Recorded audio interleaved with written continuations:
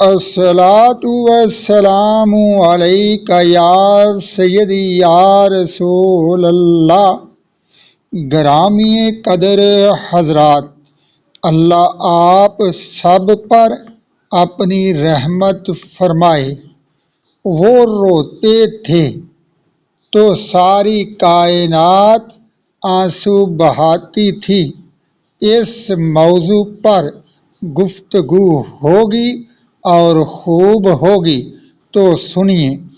میدان بدر اسلام کا پہلا معرکہ ہے جس میں اللہ تعالیٰ نے حق کو غالب کیا اور باطل کو شکست فاش دی، اور باطل مغلوب اور ذلیل ہوا۔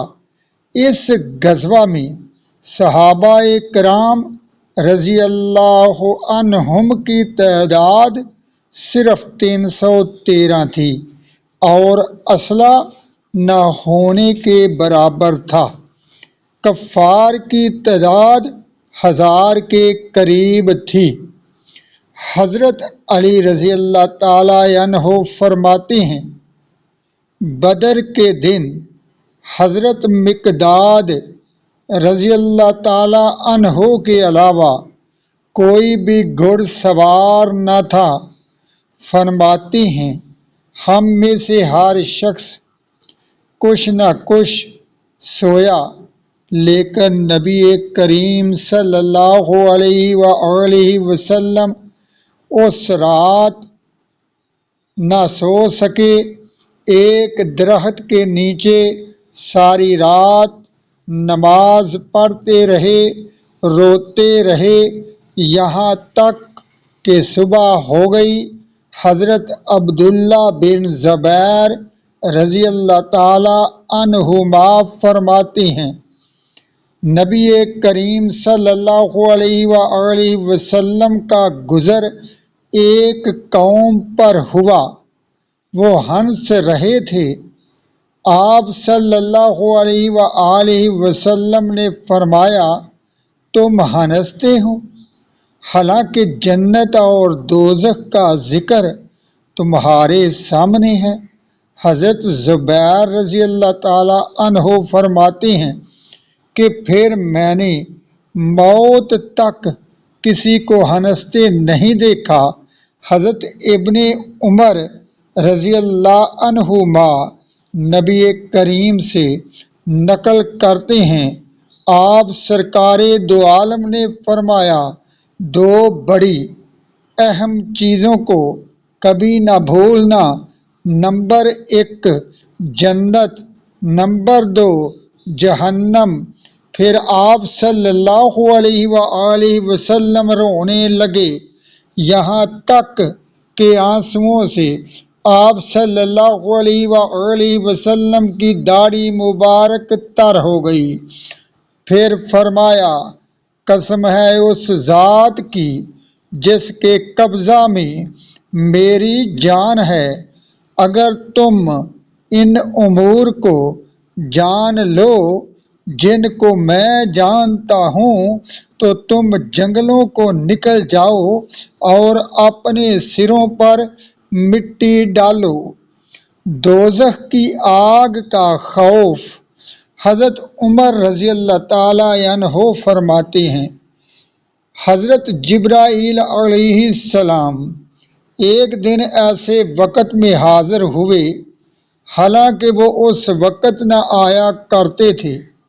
نبی کریم صلی اللہ علیہ وسلم ان کی طرف متوجہ ہوئے اور فرمایا، اے جبرائیل علیہ السلام، آج آپ کا رنگ کیوں بدلا ہوا ہے؟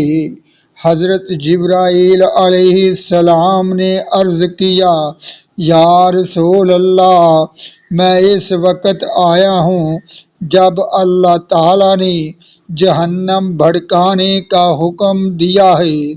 نبی کریم صلی اللہ علیہ وآلہ وسلم نے فرمایا، اے جبرائیل علیہ السلام، جہنم اور اس کی آگ کی کیفیت اور حالت بیان کر دو۔ حضرت جبرائیل علیہ السلام نے فرمایا، یا رسول اللہ، اللہ تعالیٰ نے حکم دیا آگ کو جلنے کا۔ آگ دوزخ میں 1000 سال تک جلائی گئی، یہاں تک کہ وہ آگ سفید ہو گئی۔ پھر 1000 سال تک آگ کو دوبارہ جلایا گیا، یہاں تک کہ وہ سرخ ہو گئی۔ پھر تیسری بار آگ کو 1000 سال تک جلایا گیا، یہاں تک کہ وہ کالی سیاہ ہو گئی۔ پس اب ساری جہنم سخت سیاہ ہے۔